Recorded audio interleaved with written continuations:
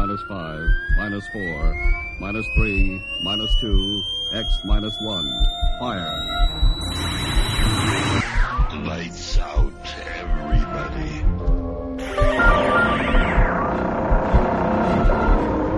The creaking door. Dimension X. Inner Sanctum Mystery. X minus 1. Dark fantasy.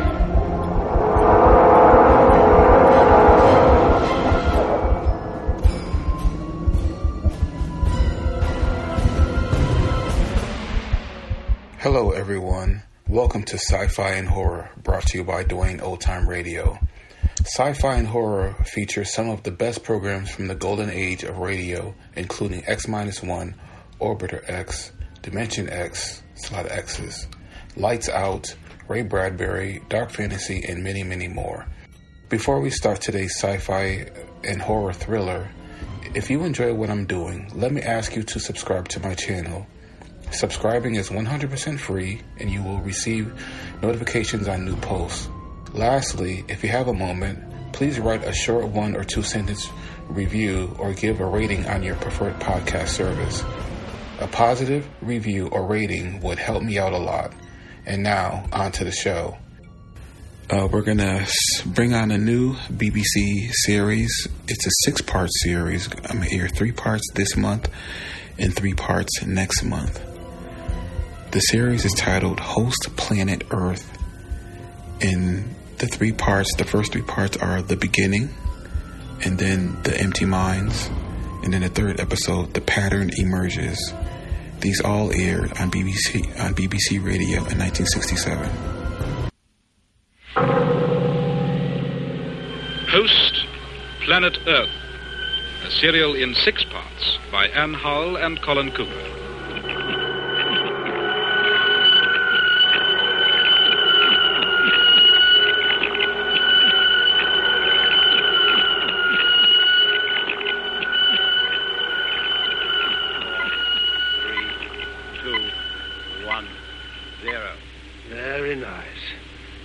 Relax, lads. All ready for the real thing. Well, if it goes as well as the dummy run, we're going to make history, Harry. Yeah. I'm sorry you can't wait for the launching.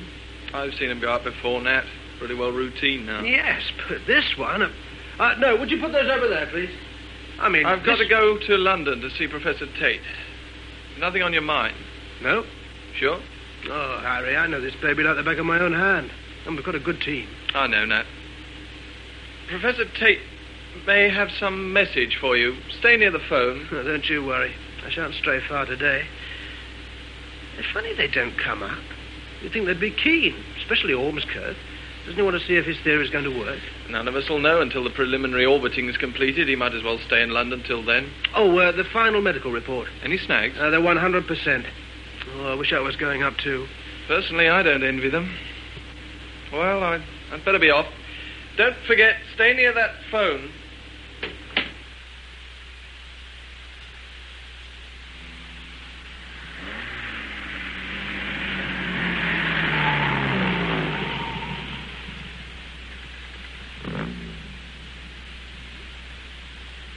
Your pastor? Here you are. And yours, miss? Mr. Benson, Miss Stewart. Thank you, sir.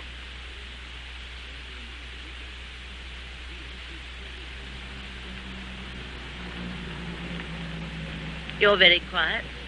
Hmm. You look worried. Aren't you?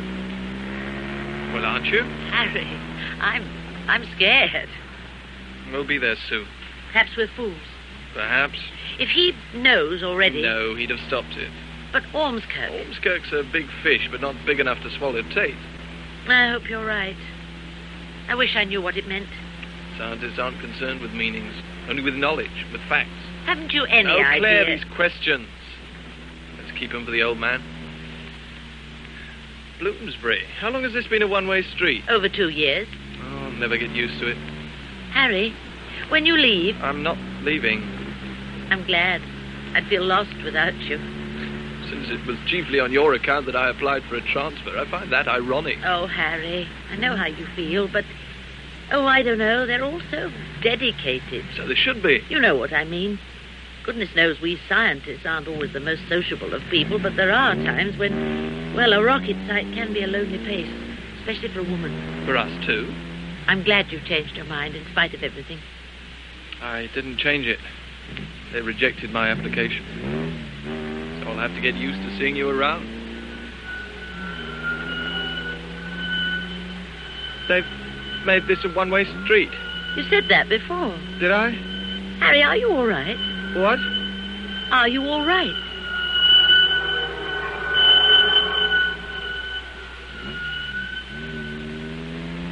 Are you all right? Of course I'm all right. Well, I thought... Oh, for heaven's sake, Claire. Sorry. I'm so edgy these days. You work too hard. You talk about dedication, but you're as bad as any of them. You don't think that I... No, of course not.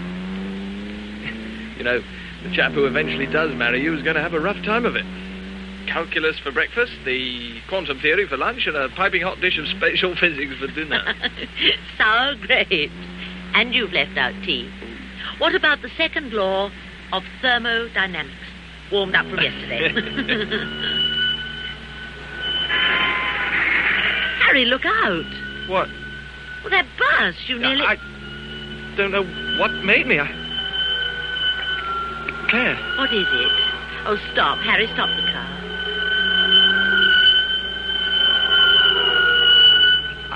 I can't.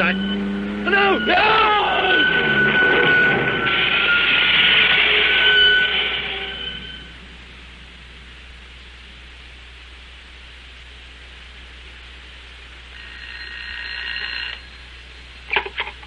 Editor. No, hold it for the late edition. And if you see Holland, tell him from me... Oh, forget it. He's just come in. What kept you? Nowhere to park. My pay won't run to fines for obstruction. What about the torso? Nothing. Nothing? I'm holding the front page for a story just from you... listen a moment, will you, please? Simpson went. He'll be on his way back now. I'm on to something more interesting. More interesting than torsos? Road accidents. Oh, I might have known. I suppose they're going up again. Only in certain parts of the country. Well? There are 15 areas which show a significant increase in the accident rate. I got reports from the leading insurance companies. Here. Royal West Insurance, slight drop in claims for month ending... What's this, David? You said increases. Well, they had a road safety week in Bristol. It upset the averages for a week or two. Then things went back to normal. Meaning an increase? Yes. Uh-huh. Harrods Union, Phoebus, Star Alliance Universe, they all report an increase in claims. Been on to the local authorities? They're mostly minor accidents, not even big enough to reach the police courts. If there's been a rise in minor accidents, there's been a rise in major accidents, too. Mm-hmm. But not big enough to be noticed. David, I'm not being skeptical, but surely there's nothing significant about this. Road accidents have been going up steadily for years. Come over and look at this map. This is Stowmarket, 5 miles from a rocket site. So? Here's Burnley, where they make pressure gauges used in rockets. Walsall, where they have a plant for processing Legeroy. What the devil's Legeroy? A very light and very strong alloy. Used in rockets? How did you guess? All these places have had abnormally high accident rates in the last 6 months. Oh, coincidence. Maybe, but every one of these 15 areas contains at least one industry connected in some way with rockets. Every one, eh? Except Bloomsbury. Oh, yes. Not a heavily industrialized area. Bloomsbury goes one better. It's got an institute. The Institute of Stellar Research. It's also got the second highest road accident rate. Who's got the highest? Stowmarket, where the actual rocket site is. Can I follow it up? Yes. Follow it up. We'll never be able to print a damn thing, but follow it up.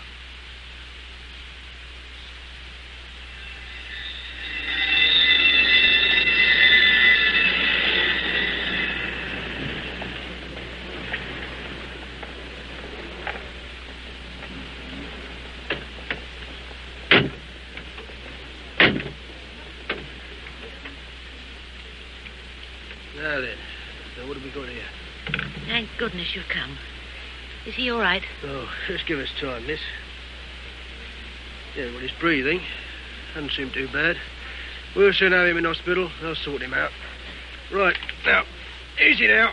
Easy. What happened? Oh, don't bother us now, mate. Was it an accident? Look, there's a copper over there. You ask him. We've got our hands full. More them steps, Bob.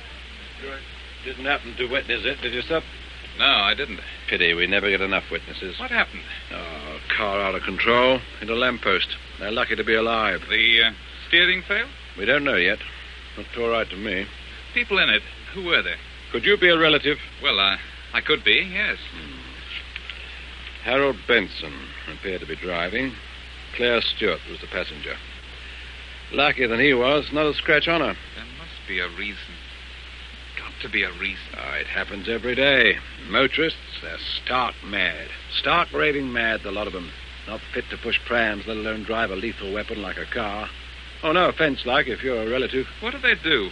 What's their occupation? Scientists of some sort. But if you're not related to either of them... Scientists?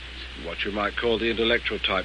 They're often the worst, absent-minded. Of course, they could have been working too hard, mental fatigue or something, but... Hey, you can't follow him in there. Harry. Harry. Are you Miss Stewart? Yes, who are you? I'd like you to tell me what happened. Are you a doctor? Not exactly. You're not police? Let's just say that I have an interest in accidents, especially when they involve scientists. What do you mean? Did something happen to this man before the accident? You've no right to ask these questions. The doctor... He's trying to say something.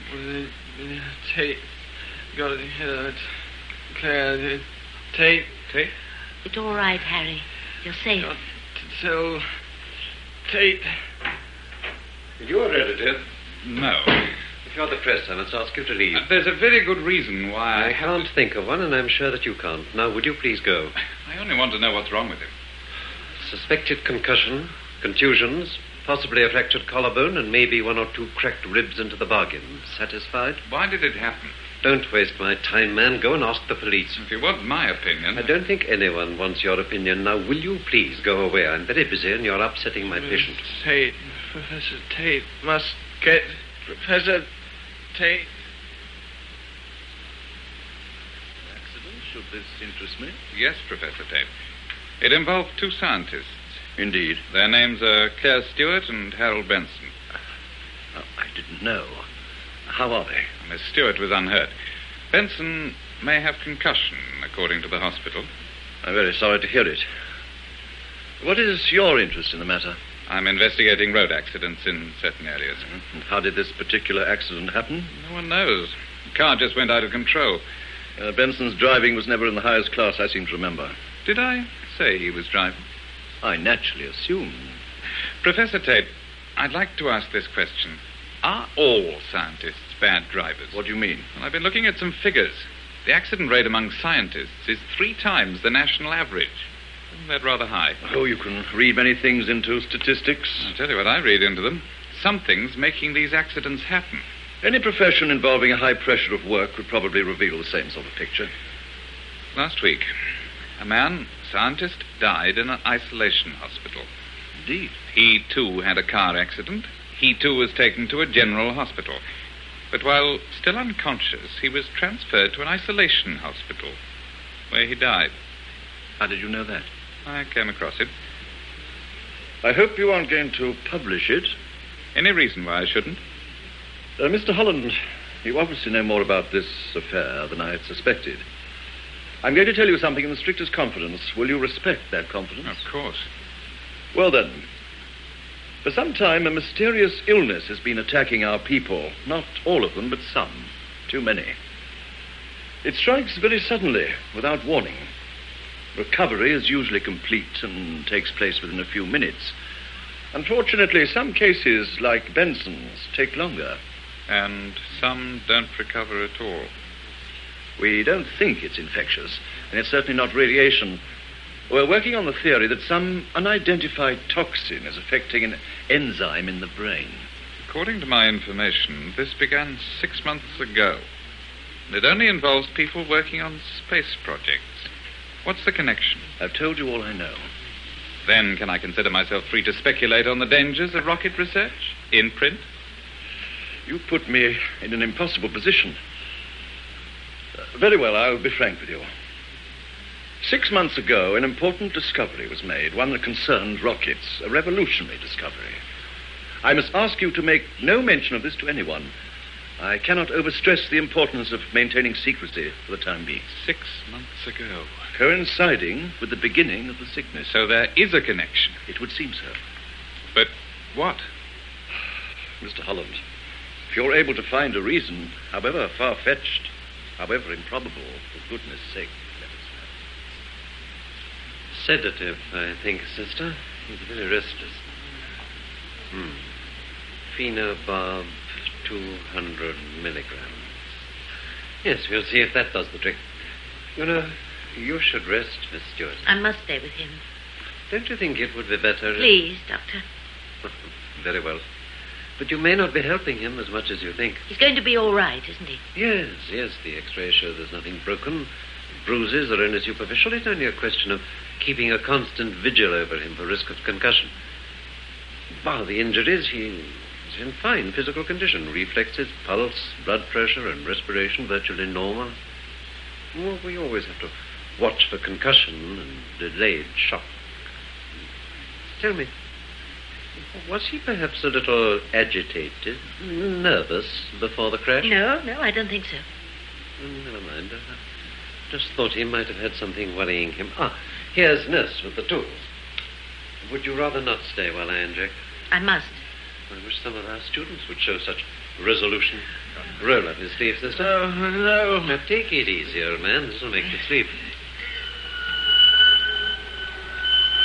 Harry. It's all right, Miss Stewart. We're not going to hurt him. But he pulled his arm away. He doesn't It's want to. only a routine injection. All right, sister. We'll try again. No, don't.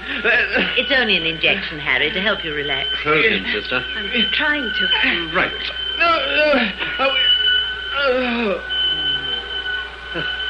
Good. He'll rest now. I wish you would too, Miss Stewart. Dr. Edwards. What? His arm. Look at his arm. Oh, my God. Is it leakage? It can't be. I've never seen a reaction like that before. Have you, Doctor? Yes. It looks it's a bite. Bite.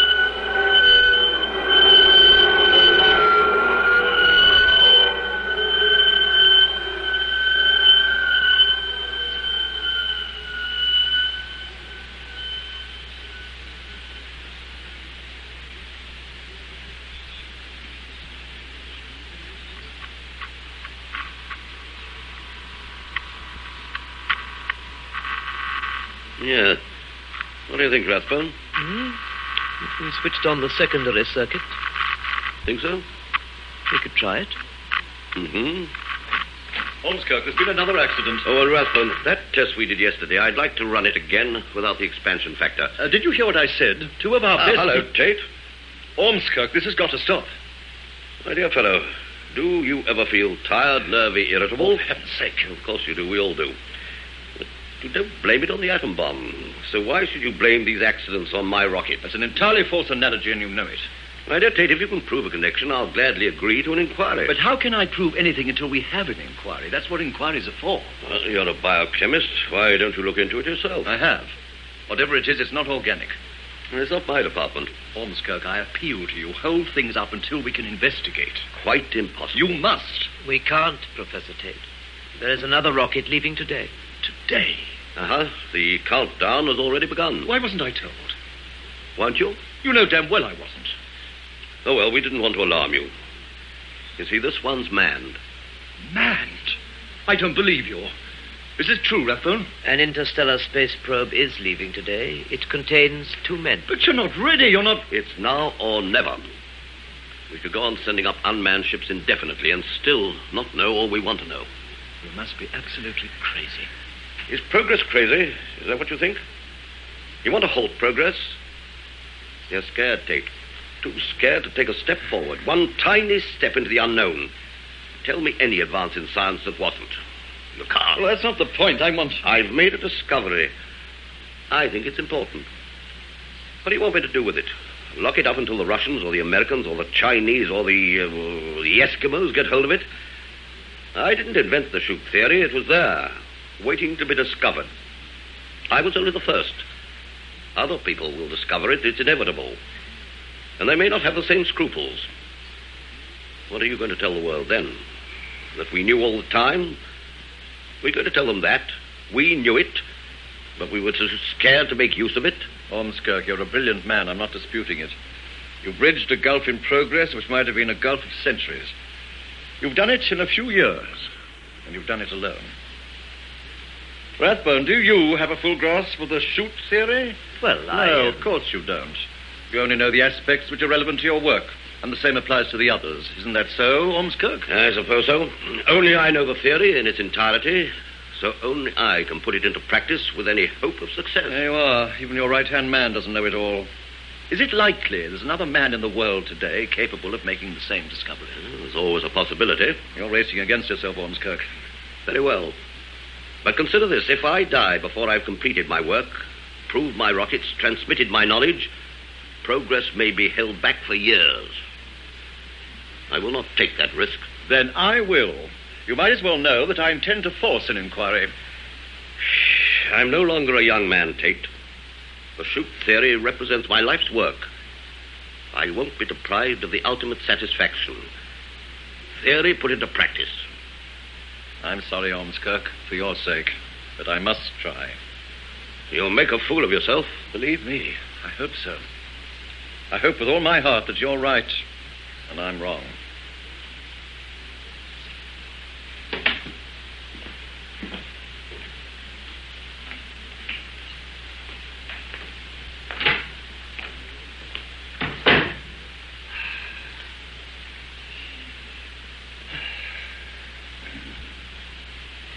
Yes, I suppose I must. Yes. Phone? Get me the Home Office as quickly as possible, please. I haven't got an outside line at the moment, sir. Should I call you back? I'll wait. I won't keep you long.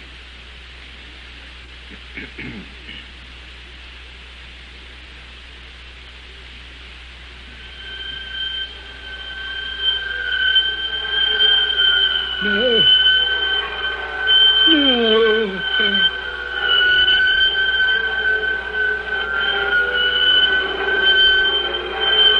Putting you through now, Professor Tate.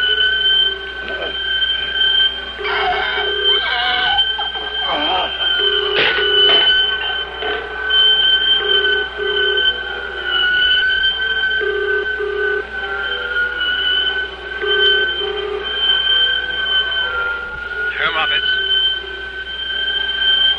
Home Office. Are you there, caller? Caller, can you hear me?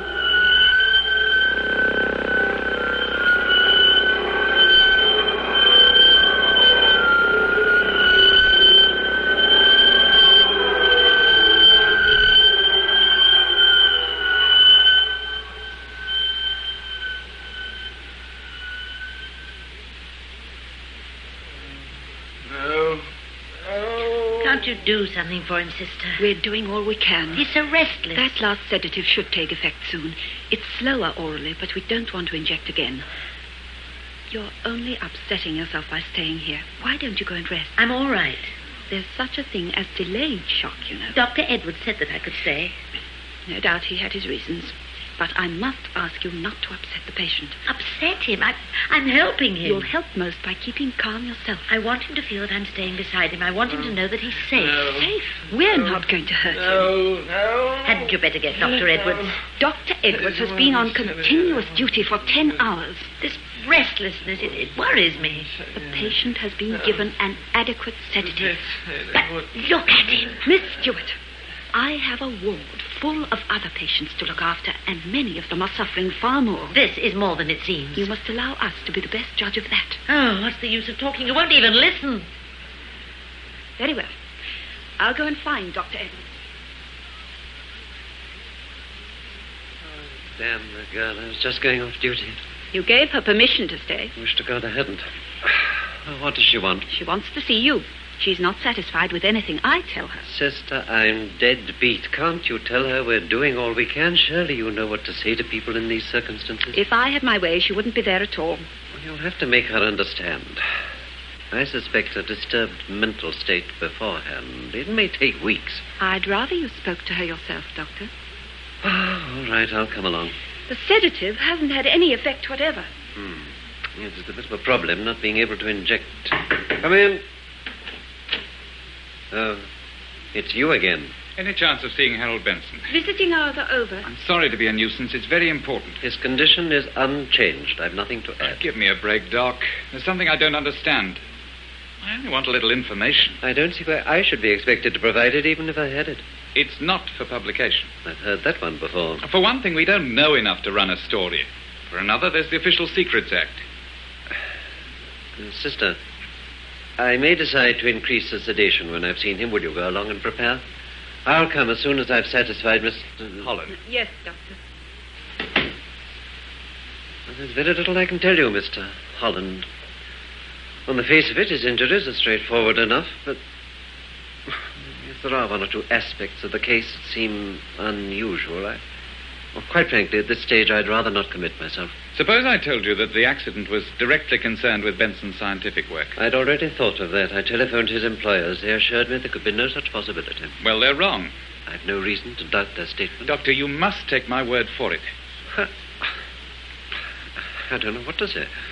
What does the girl know about it? Yes, I can't decide. She's not married to him, not even engaged, yet she won't leave his bedside, not for a moment. That has some significance. I have a feeling that she's afraid of something. Exactly what, I've no idea. I don't think she knows herself. Doctor, will you come quickly, please? Benson? Yes, I don't quite know what to make of it. Can I come with you? I don't think any useful purpose. Haven't I convinced you yet? All right, come along.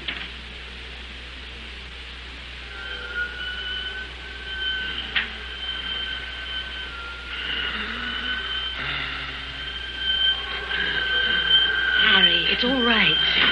Oh, thank goodness you've come. Oh, well... What are you trying to tell us? If you don't mind, Mr. Holland. Pulse. Very much what we might expect. Eyes, all right? Yeah. Can you hear? Hear what, Harry?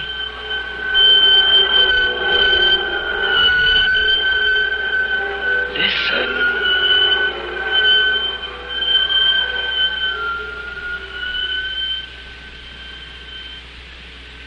Claire. I'm here, Harry. Claire, listen. Must listen. Take it easy, old boy. They've got... Tate, they've got... He's unconscious. I wanted constant supervision, sister. Be ready to catheterize him. If he's not round soon, we'll have to start intravenous feeding in spite of that reaction. We'll give him an antihistamine at the same time. I must find a telephone, quickly. Out here. Along here. All right, everyone.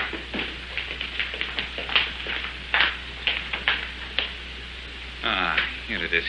Oh, thank you. It is rather private. I was with Professor Tate an hour ago. I don't quite know where you come into this. Let me explain later.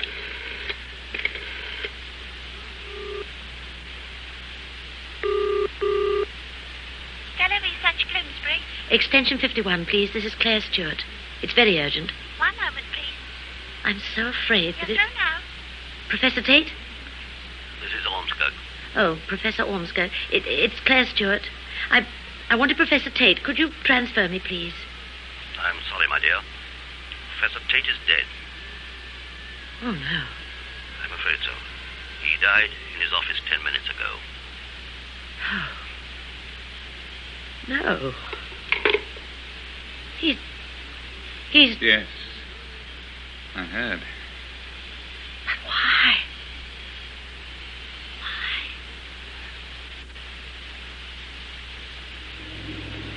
17, 16, 15, 14, 13, 12... Keep your fingers crossed. 11, 10, 9, 8... No hitches. 7, we're going to get them up there. 5, 4, 3, 2, 1. Lift off.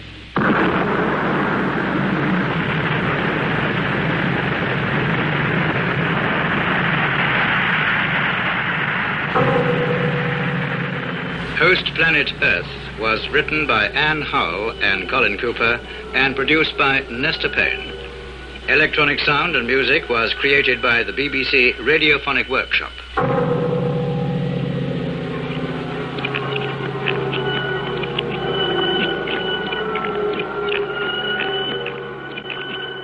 And the cast is as follows. Harold Benson was played by Ian Thompson, Claire Stewart by Brenda Bruce, Professor Tate by Rolf Lefebvre, Professor Ormskirk by Clive Morton, David Holland by Alexander John, Rathbone by Timothy Bateson, Dr. Edwards by Heron Carvick, Sister by Beth Boyd, Nat Blakey by Nigel Anthony, Editor Anthony Vickers, and The Policeman by Preston Lockwood.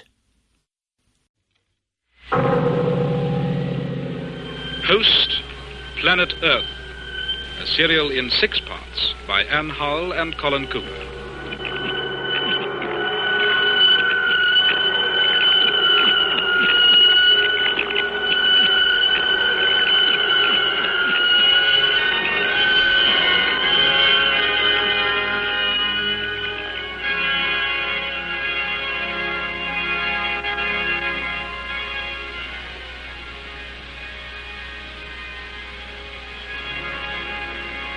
That's tape neatly packed off.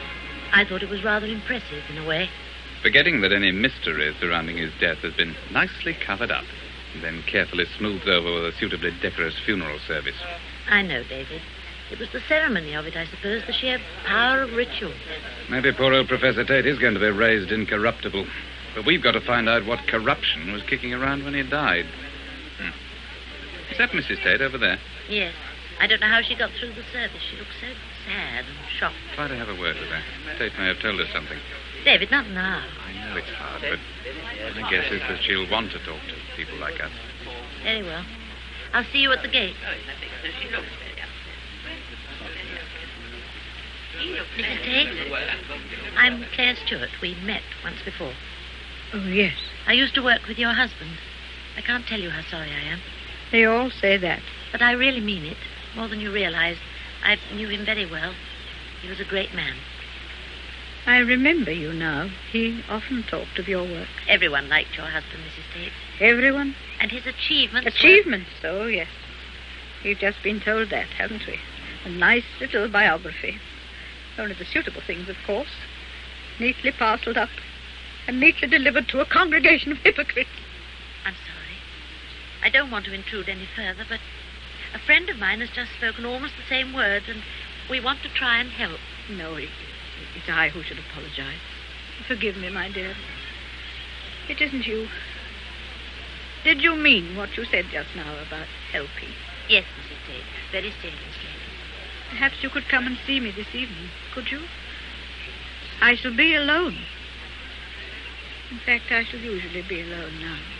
We had very few friends, real friends. And there were no children, you see. My dear Mrs. Tate, I am so sorry. Your husband was one of my closest colleagues. We all admired him tremendously. Thank you, Professor Ormskirk.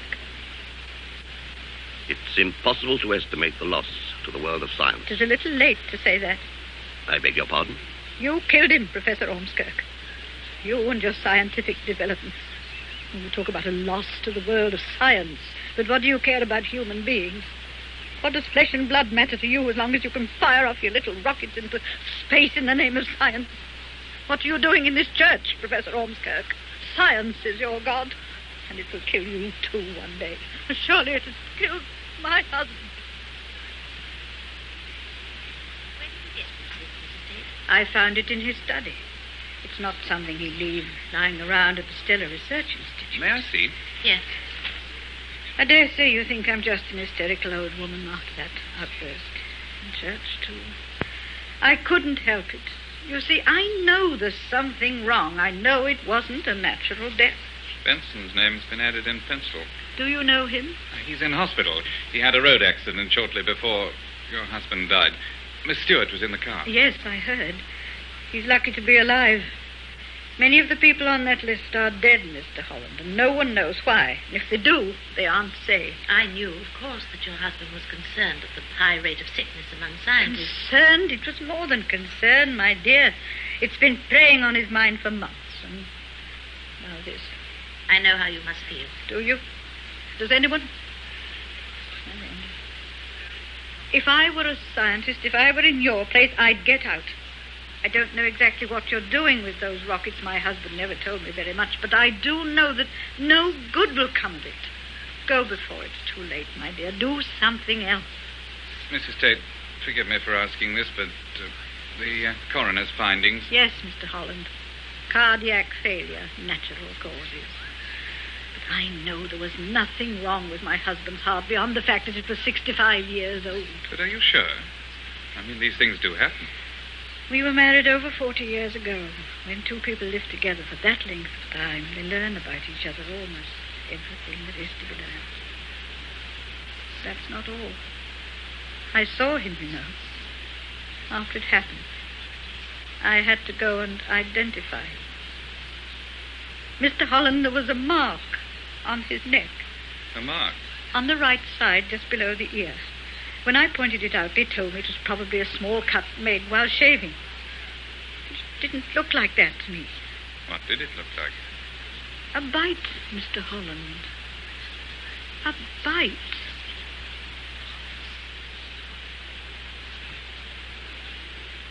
But how could it be a bite? Don't ask me. You're the scientist.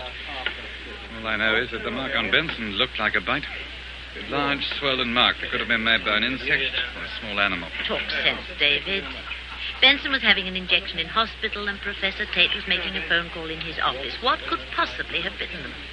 No, it must be something to do with the fuel. Some toxic reaction we hadn't anticipated. Don't you test things like fuel beforehand? Oh, for short-term effect, yes. Not for long-term. That takes time. Too much time. And, of course, Professor Ormskirk's in a hurry, isn't he? Every reasonable precaution was taken. All the same, it could be that. Some accumulation building up in the system undetected until suddenly this happens. He said Tate. What? Benson. Remember? He said they've got Tate before he collapsed. It doesn't seem to fit in with fuel poisoning.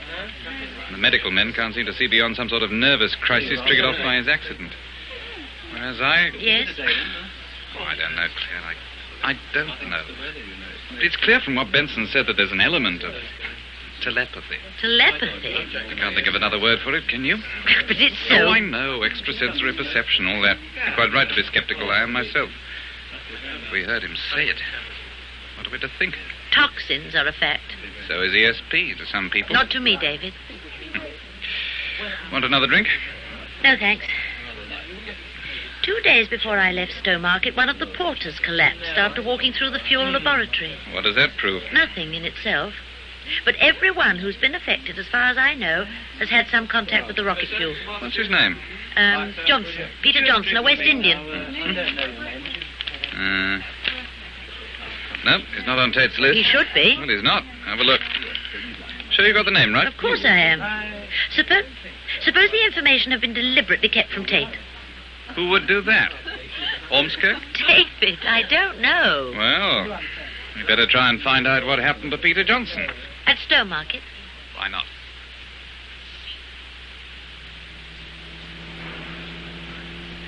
I'll try the personnel office first.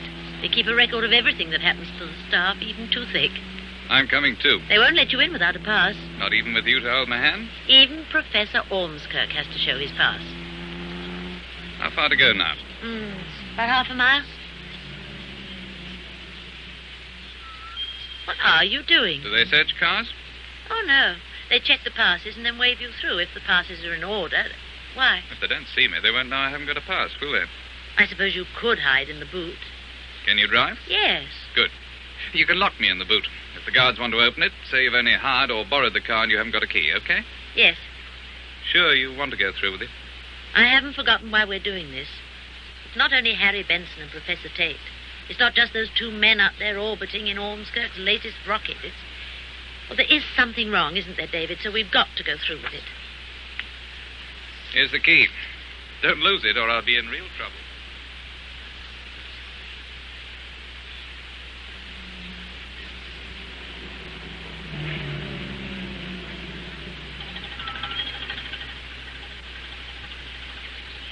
Evening, Miss Stewart. May I see your pass, please? Good evening. Spot of overtime? Unpaid, I'm afraid.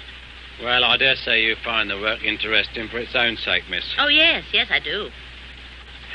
Thank you, Miss Stewart. All in order. Thank you. Is that a new car, miss? Yes. I thought I hadn't seen it before.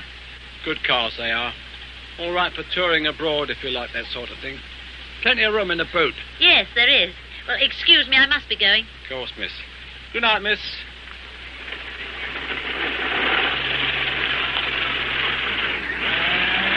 Oh, won't last long if she treats it like that.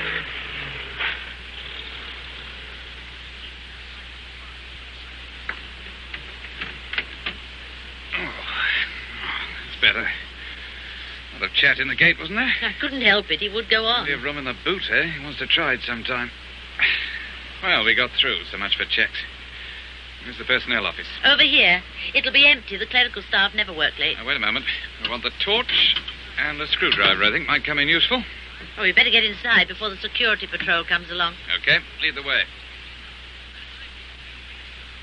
Well, that seems to be it. 3 filing cabinets and not a Johnson amongst Well, them. there must be something.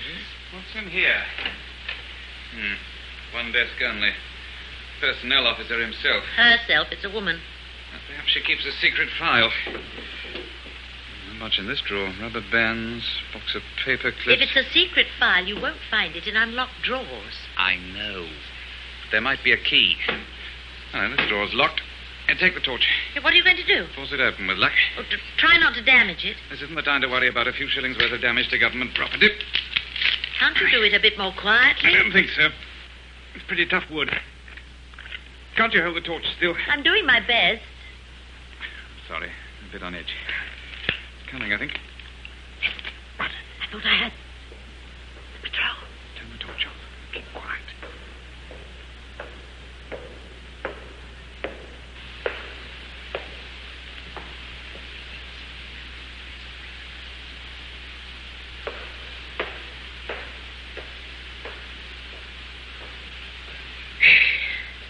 They've gone.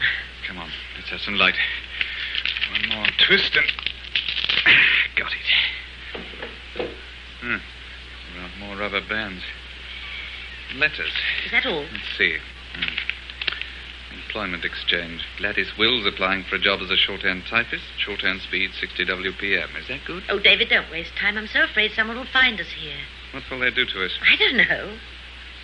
I used to feel so secure in this job, but since Harry collapsed and all the others, I've got the feeling that anything could happen.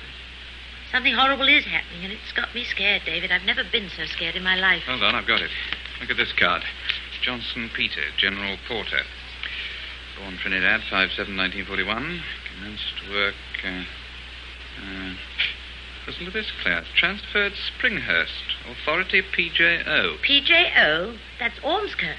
He must have given the order. He must have kept the information from Tate. But where and what is Springhurst? Name of a village? A town? Or a hospital? Well, there should be a directory somewhere. This card should be in the card index in the other office. Someone wanted it kept out of the way. Ormskirk, I suppose. But why was he so anxious that Tate shouldn't know about it? Here you are. Local phone directory. Yes. Springer, Springfield's Garage, Springhurst, Mrs. G.E. Hello, what's this? Springhurst Mental Hospital near Lavenham. Well, it's not far from here. A mental hospital? I told you, it's an illness that affects people in different ways. We'll go there tomorrow. Now, let's get out of here.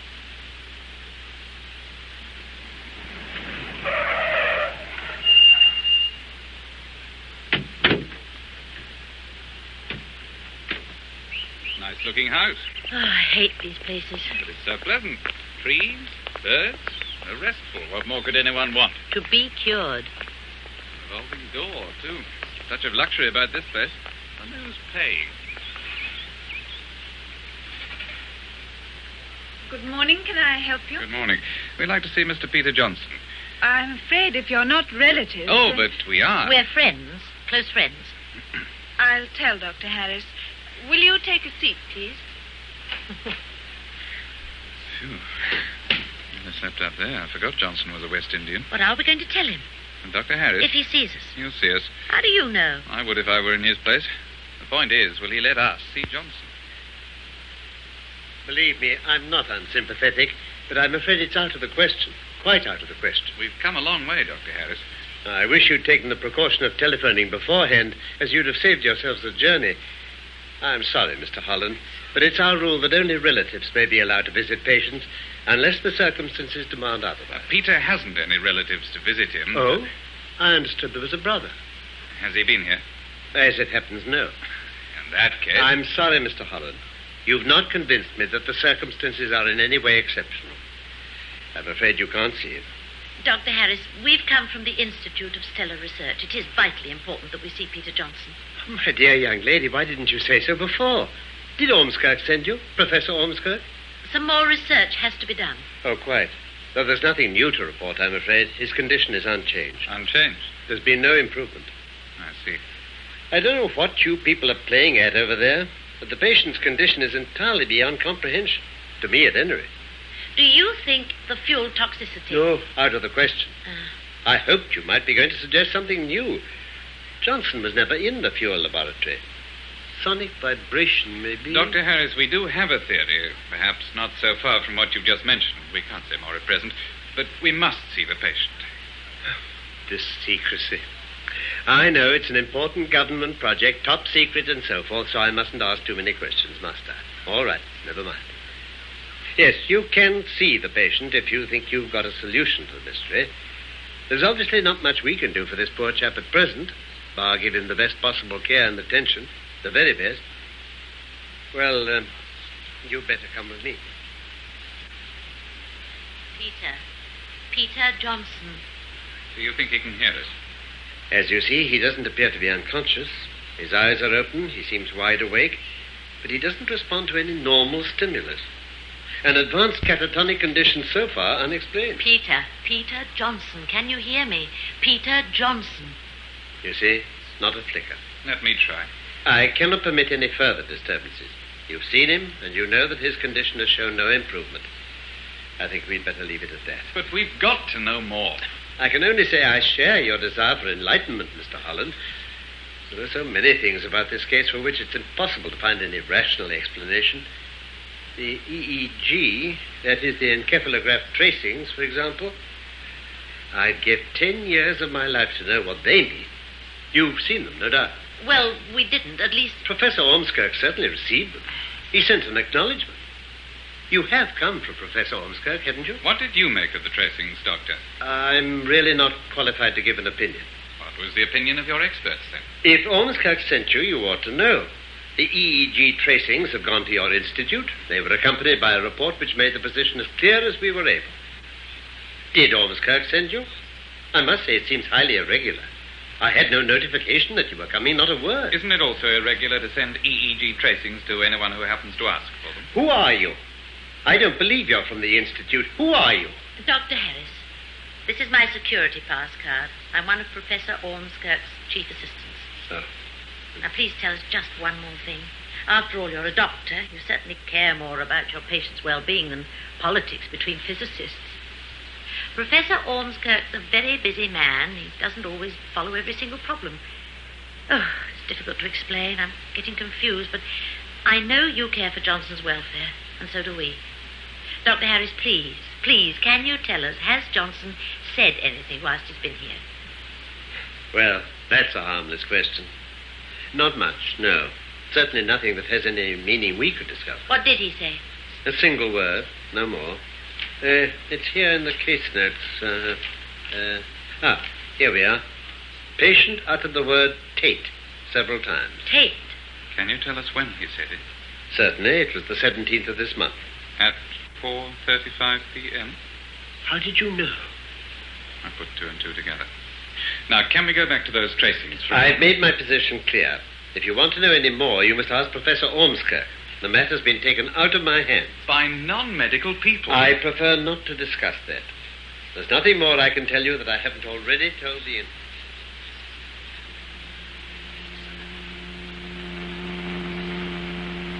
Sick West Indian in a mental hospital. A dead professor of biochemistry. And Harry Benson. And something that connects all three. Still think it's the fuel? Not now. It's the element of... Say it, Claire. Telepathy. Oh, I wish I understood. Why was he so cagey about the encephalograph tracings? It was more than professional caution. There's something very odd about the state of Johnson's mind. We'll never get those tracings out of Ormskirk. David, I've got an idea. I could do with a few. What about Harry Benson? Oh, what about him? Of course. Get his EEG. But would they allow it? You'd have to repeat your famous performance. What performance? Getting round the medical profession. Oh, that. I've got a feeling it's not going to be so easy this time. We've got to try, David. We haven't a hope of getting hold of Peter Johnson's tracing, so it's our only chance. What do you think it's going to tell us? I can't imagine. Can you? Shall we go straight there? Why not? And if he says no? He's got to say yes. He's got to.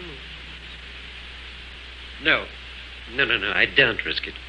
But even I know that an EEG is harmless. I agree. But at this stage it can serve no useful purpose, and I don't want him moved. But this is vital, and it may help him, even if only indirectly. Miss Stewart, I'd like to cooperate with you. But in Benson's present condition, indirect help isn't enough. It's difficult enough to help him directly. Keeping him sedated presents enormous difficulties. Why? For one thing, we can't inject. Because the needle bit him. Oh, please. Hysteria can cause all sorts of strange reactions. But it was you who said it was a bite. It looked like one, I agree, but it couldn't be. All right. Let's agree it was an injection reaction. But the second point. The moment Tate was dying, Benson called out his name. Benson and Miss Stewart were going to see Tate. Professor Tate was bound to be on his mind. And the bite on Tate's neck? We've been through all this. Don't you see? You're all looking for something. You, Miss Stewart, Professor Tate's wife, you're making things fit. Even the West Indian? He could have known about Tate crossing Ormskirk. Would that make him cry out Tate's name at the same time as Benson and when Tate was dying? I'm stuck. I don't know what to say. We must know. We've got to try and prevent it happening to other people. I'm only a doctor. My first responsibility is to my individual patient. Why must you ask me? Because the Stellar Research Institute have refused to reveal anything about this man Johnson's brain tracing. Well, they must have some good reason. Give me one. The rule that requires a medical practitioner to keep silent about his patients. But they aren't medical practitioners. You're inviting me into a conspiracy, and you don't really know why you're in it yourselves. I'll let you see Benson. I'll even help your inquiries, but I daren't disturb him. I thought you said he was in a coma. I'd be more correct to say that he's semi-comatose.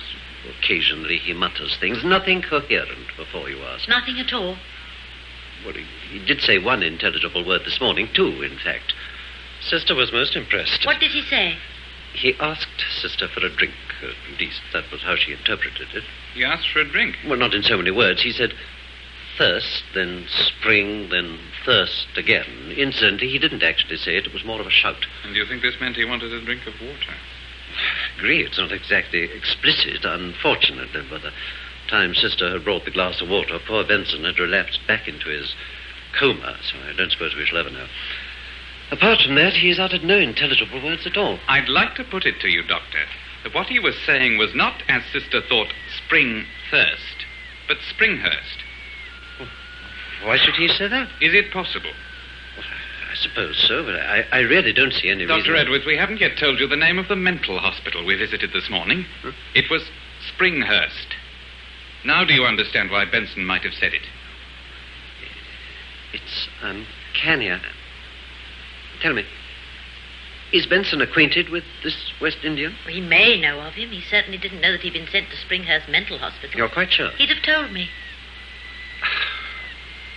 Strange case. May need strange medicine.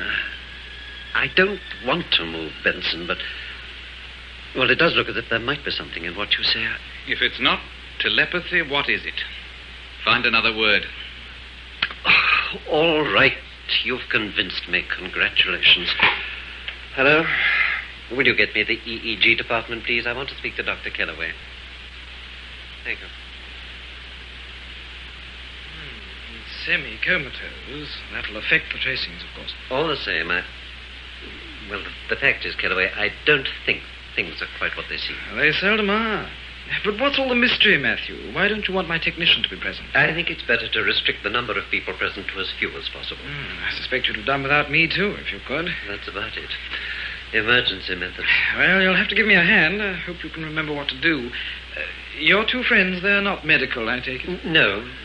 Sort of a scientists. Harry, it's okay. All right, Miss Stewart. I'm depending on you to keep him calm. And everybody else, please say as little as possible. Can we get on? I'm ready. Remember how to fit the electrodes, Matthew? Yes. No. Harry, it's to help you. Those little gadgets the Dr. Edwards is attaching to the patient's head, they're the electrodes. The activity of the brain is recorded in the form of an electrical impulse.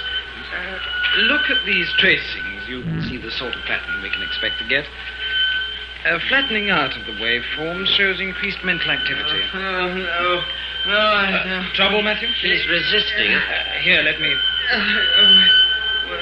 We can't go on with this. We must. He's resisting as if his very life... You must go on. No, get away. Move, Claire, let me have a go. No.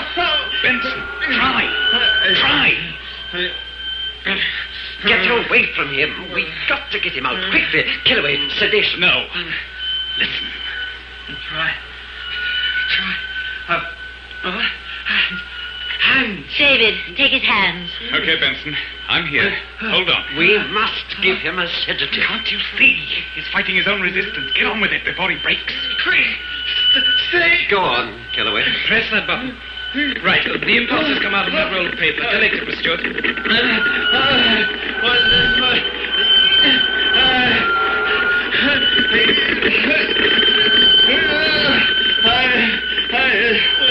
For God's sake, hurry! Keep...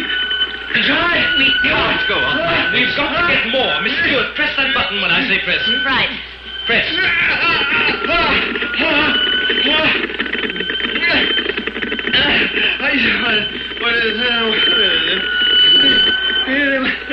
Kellaway, this is harming my patient. Stop.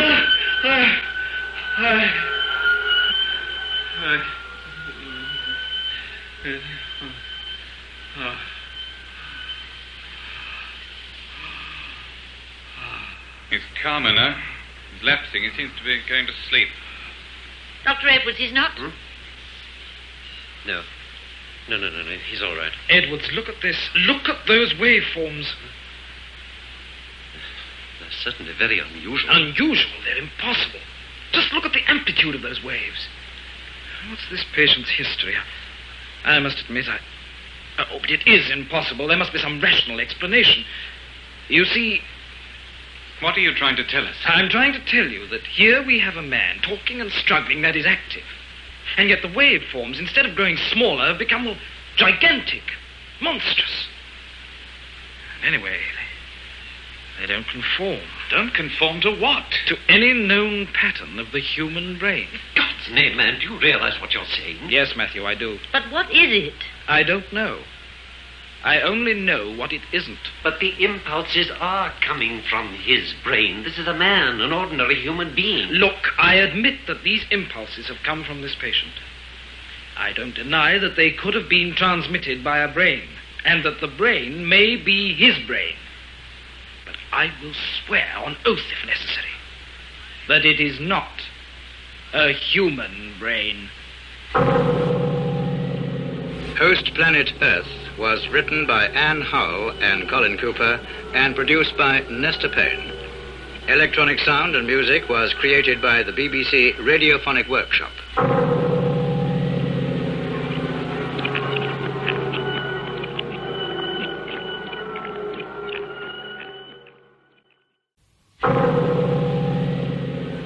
Host Planet Earth, a serial in 6 parts by Anne Howell and Colin Cooper.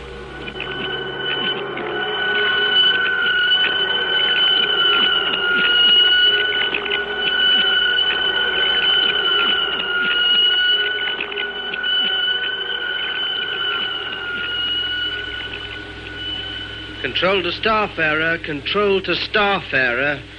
Report condition, mental attitude flight-wise, result of visual instrument check, and any other information. Over. Staff error to control. Visual check carried out, everything okay. Mental attitude, self and co-pilot, one of extreme frustration. Request permission, take action as soon as possible. Or sooner, over. Just what does he mean by that? Well, they've been orbiting a long time. They must be fed up. Mr. Cape and his companions should be reminded that they were chosen for their qualities of patience and endurance. Now, they weren't the only qualities needed. My guess is they're feeling earthbound. I don't want guesses. Ask him what he means.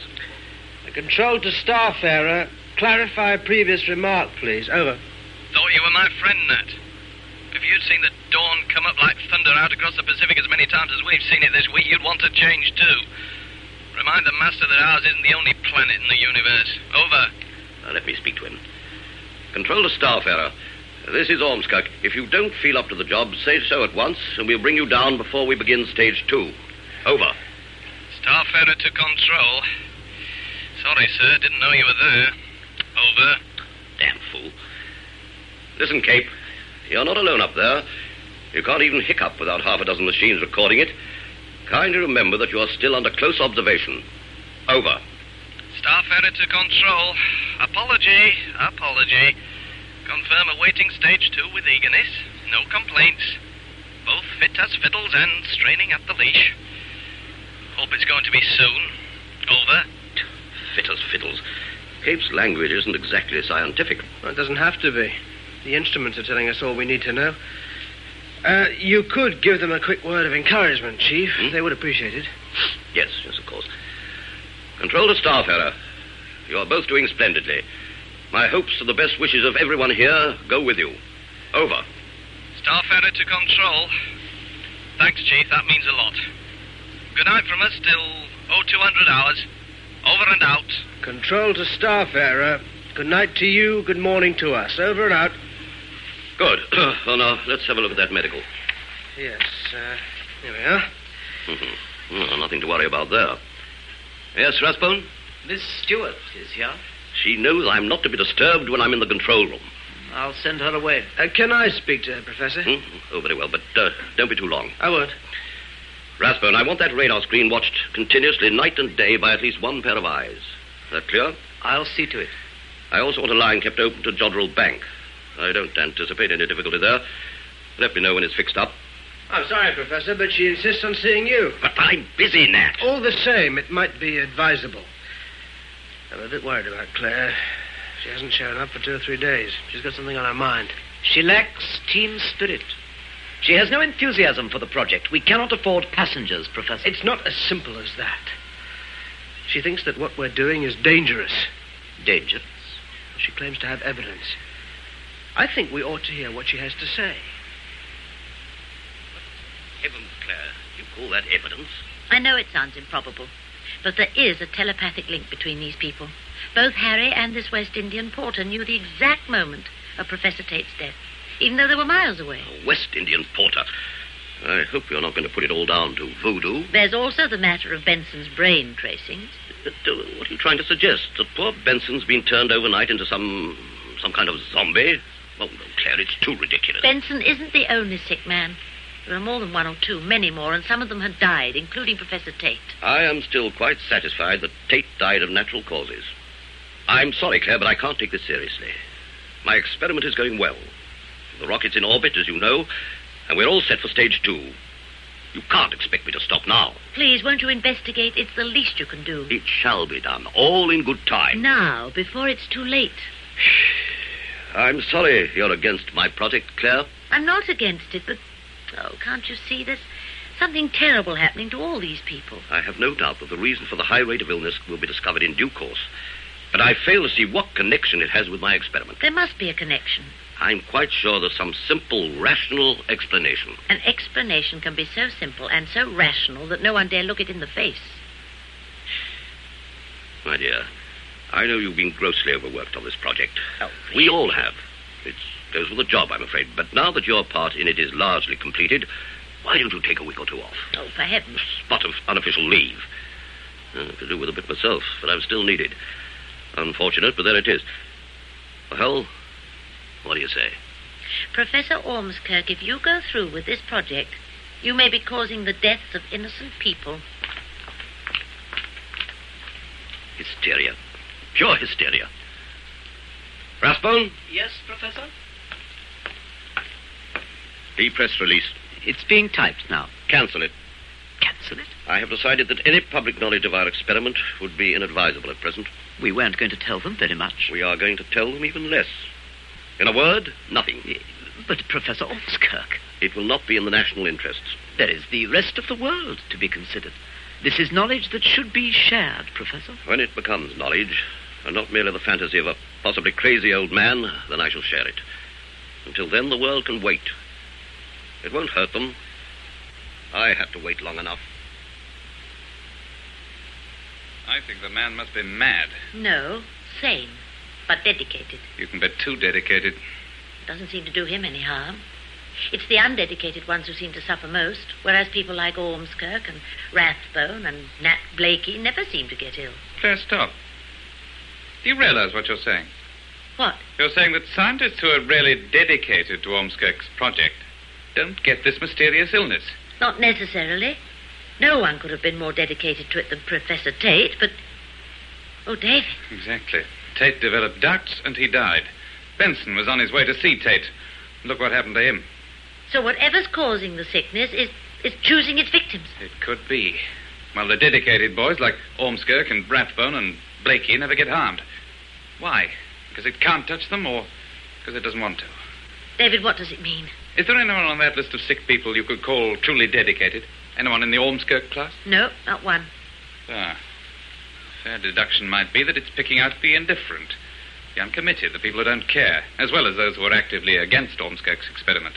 But I was with Harry when he collapsed.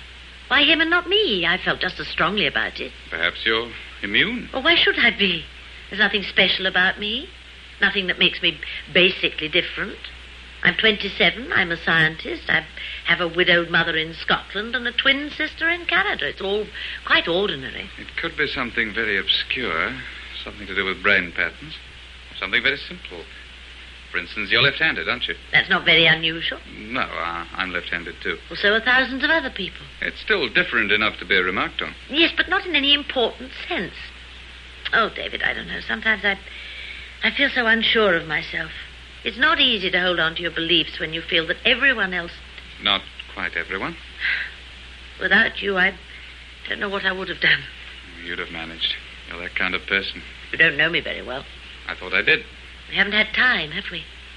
We could make the time. Could we? I don't see why not. I'll remind you. You won't have to.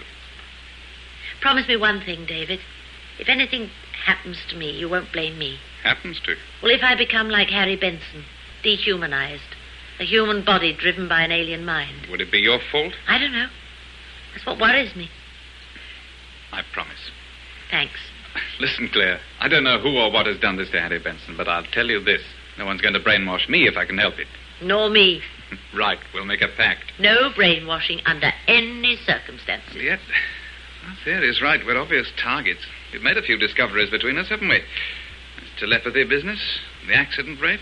Strange that more people haven't spotted it, but there it is. The only thing the inhabitants of Suffolk seem to have noticed is the noise from the testing range. It must be air-splitting. I'd be up in arms if I lived there. Oh, they were. They sent a deputation in protest. Who did? A little village called Stratton, near Stowmarket. Considering the size of the place, it was quite a big deputation. You know, banners, placards, the lot. The rector led the way together with the schoolmaster. What happened? They registered their protest, then went home quietly. Was the noise reduced? No, quite the reverse, if anything. Did they demonstrate again? No. I would have. Well, they didn't. You know what I'm thinking? You're thinking we ought to go to Stratton to find out why the villagers were so easily satisfied. Satisfied? Or brainwashed? Yes, let's go there.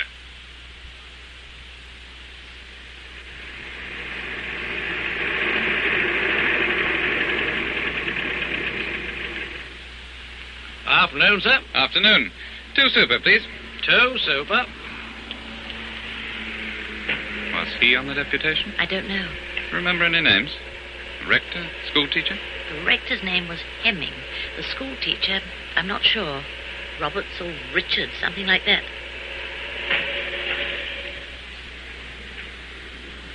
Check the oil for you, sir? No, thanks. Are you Mr. Banks himself? That's right, sir. Joseph Banks, proprietor. Been here 20 years. Business must be pretty good on this road. Oh, mustn't complain. There's more traffic about these days, but of course there's more competition too. So it works both ways. But I hold my own, and that's good enough for me. The rockets don't bother you? The rockets? Oh, you're pretty close to the testing range. Must be noisy sometimes. Oh, yes, that's pretty noisy now and again, but, well, that's no bother. Done a bit of good round here, them rockets. What good have they done? More trade, employment. That's a good thing, I reckon. So you didn't have anything to do with the deputation?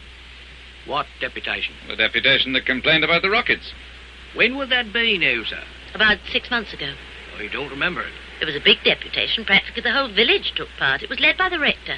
Maybe you got the wrong village. This isn't the only place round here. The deputation came from Stratton, and that's Stratton down the road. Oh, I reckon you got hold of the wrong end of the stick. Well, weren't us. We got nothing against the rockets. Like I said before, that's a good thing for all of us. I'd like to make a phone call, please. You can't. Sorry, miss, that's out of order. Can I try? It is rather important. Well, that's no good if it's out of order. Been waiting for the post office engineer to call. Can't do a thing till he come. Hey, hold hard. Where are you going? I think you'd better check the oil after all. What? The oil. Please check it. She never ought to have done that. You should have stopped her. I said that was out of order, didn't I? Why didn't you stop her? Are you going to check my oil?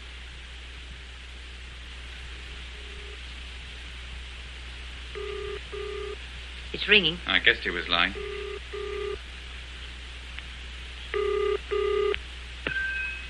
Hello? Mrs. Hemming? Yes? Could I speak to the rector? It's about the deputation he led. You know, about the rockets. Who are you? I'm a scientist. There's something I think we ought to discuss. You mean... Oh, I'm so glad. We've been so worried. You've no idea of the strain we've both been going through. Will you hold on? I'll get him for you. Get you away from that phone. We have news for you, Mr. Banks. Your phone is in perfect working order. You heard what I said. Put that down or I'll... You'll what? That ain't allowed. No one's allowed to use the phone. And that sign outside, you may telephone from here. What does that mean? I'm warning you, mister. And I'm warning you. Come any closer and there'll be trouble. Now get out. We want to finish our call. Good. Hello? Yes? I can't understand it. He won't come to the phone. It's most extraordinary. He was so disturbed about the whole thing. Are you speaking from the site? No, we're at Banks' garage. Oh, that's not far. Could you come over? I'm sure my husband will see you if you come. No one could have been more concerned than he was over this frightening business. Tell her we're on our way. We'll come right away, Mrs. Hemming. Oh, thank you so much. You'll see the church about a mile down the hill on the right. The rectory's next door. Please come as quickly as you can. I'm so anxious. Goodbye. Goodbye. Come on. We must hurry. Oh, thank goodness, thank goodness. Thomas! They're coming, Thomas. The scientists. They'll be here in a few minutes. At last, Thomas. At last. Thomas? Oh, Thomas. Thomas. Oh, no. No. I must control myself. Nothing to be afraid of. Resist. Sit down. Here. Bible. They'll be here soon. Oh, hurry. Please, hurry. Open it. Force yourself. Now, read. And the first angel sounded, and there followed hail and fire mingled with blood, and they were cast upon the earth, and the third part of trees was burnt up, and all green grass was... Oh, Thomas! And the fifth angel sounded, and I saw a star fall from heaven onto the earth, and to him was given the key of the bottomless pit. Oh, rot! All that is not true. It is not true at all. It is not true. Not true, not true. Untrue. Mrs. Hemming, we came as quickly as we could. Well, there was no hurry. But your husband? My husband? May we come in, Mrs. Hemming? Well, of course, but I don't quite understand.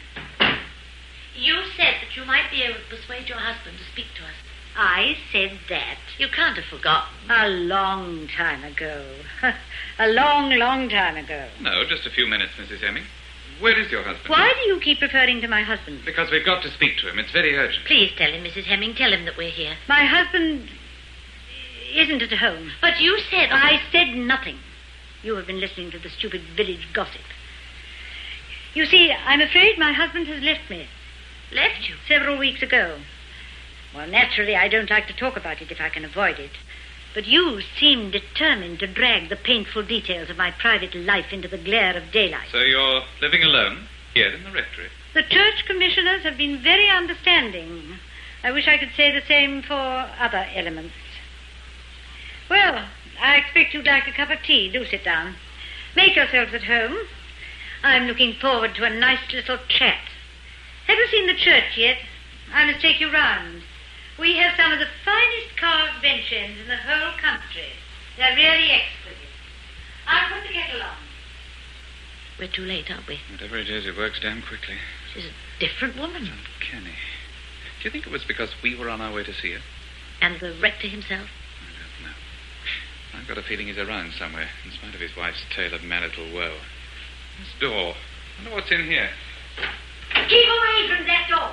I'm sorry, but I think I ought to go in. I order you to keep away. David, she's got a knife. Oh, you're hurting my arm. Claire, go on in. I'll hold her. You're wasting your time. He knows nothing. Go away and leave us in peace. David. What is it, Claire? The rector. He's dead. He's hanged himself. This is your doing. He was a good man. If you hadn't come here, Claire, we've got to find that schoolmaster. He's our last chance. But are we going to get a doctor or something? Too late, Claire. He's dead. No one can help him now. No one. Come on. We've got no time to waste.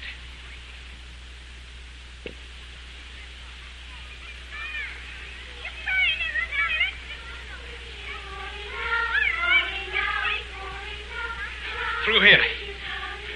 The door's over there.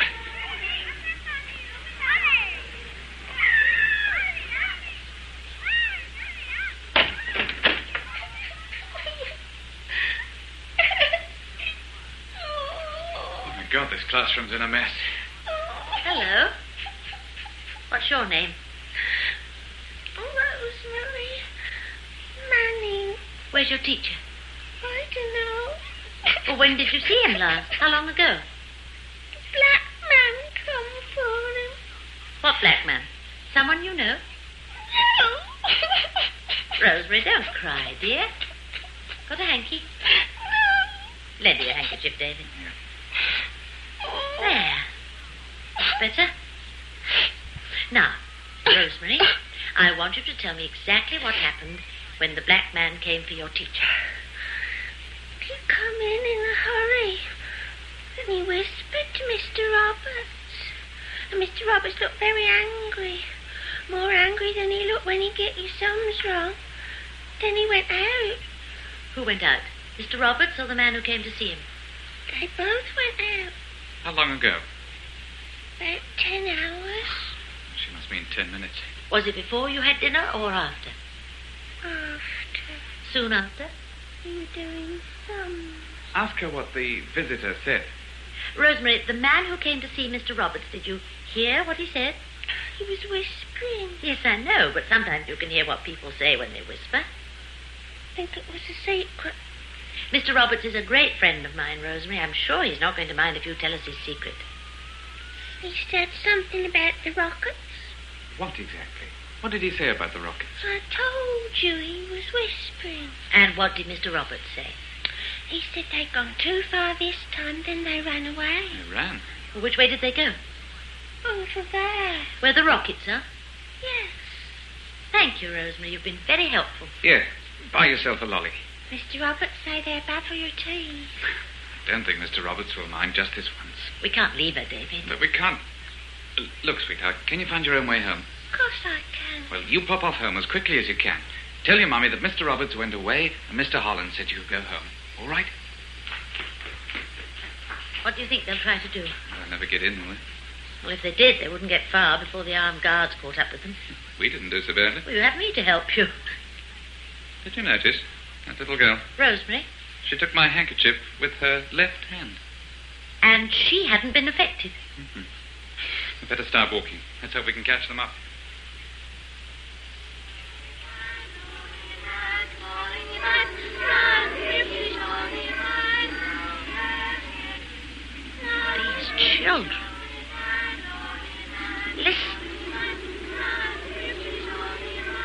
said there's nothing we can do for them now.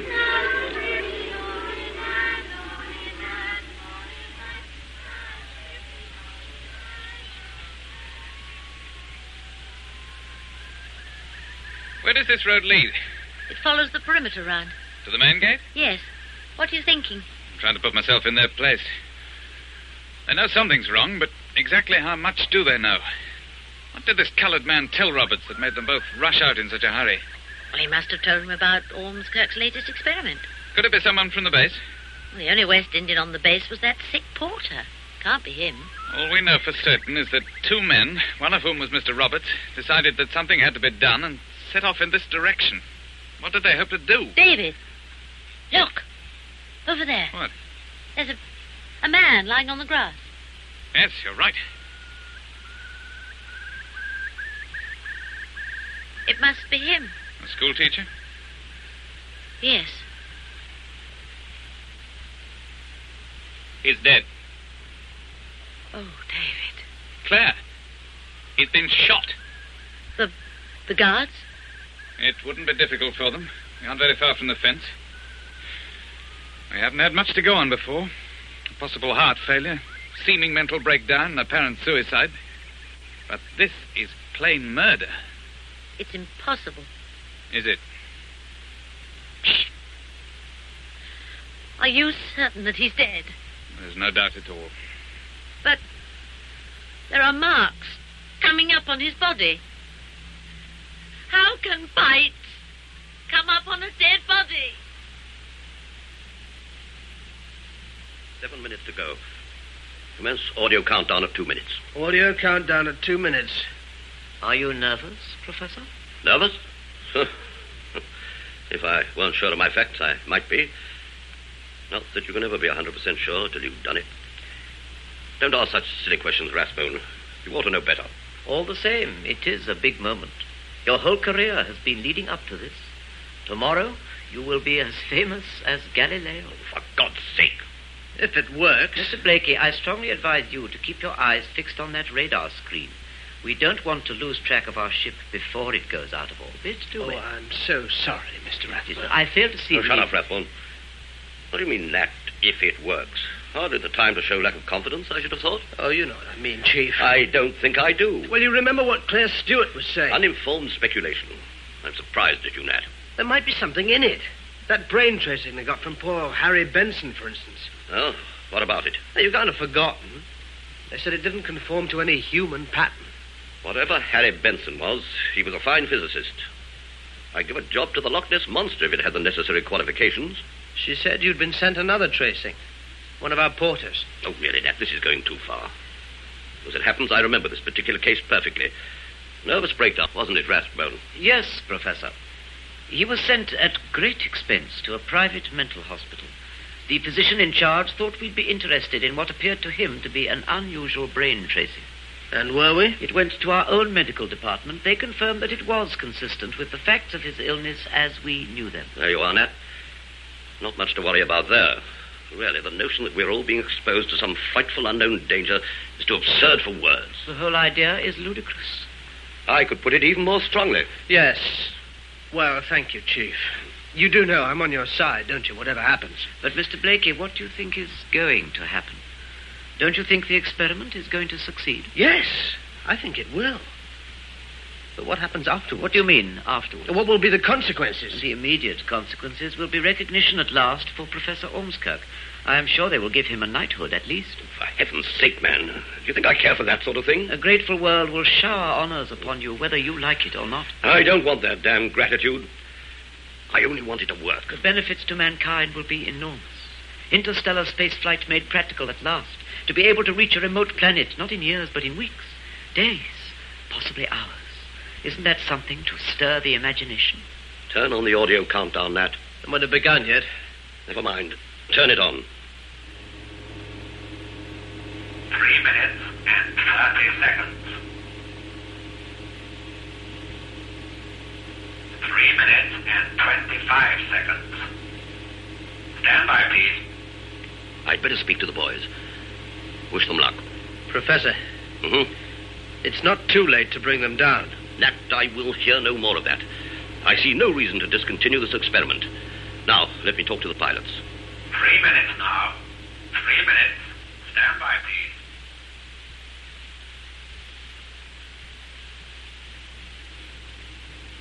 19, 18, 17, 16. Fantastic. A ship with 2 men in it, orbiting 200 miles above our heads. A tiny blob on a radar screen, and in a few minutes... All right, Nat. Quiet, everybody. Please. 7, 6, 5, 4, 3, 2, 1, 0. It's gone. My God, it's gone. One moment it was on the screen, and then it just vanished. It vanished, I tell you.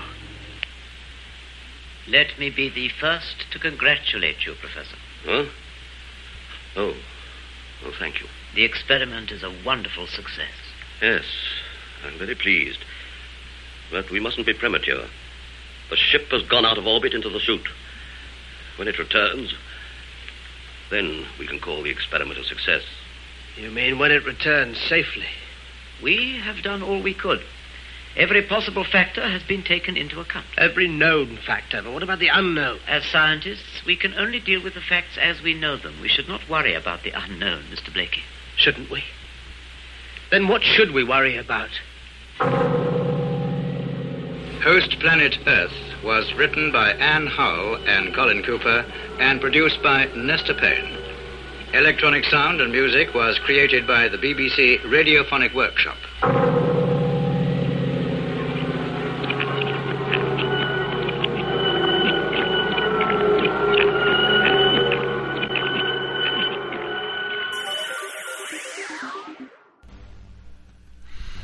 Thank you for listening. If you enjoy what I'm doing, I ask you to please subscribe to my channel or channels. Well, hope you enjoyed, and until next time, stay safe, wish you well, peace.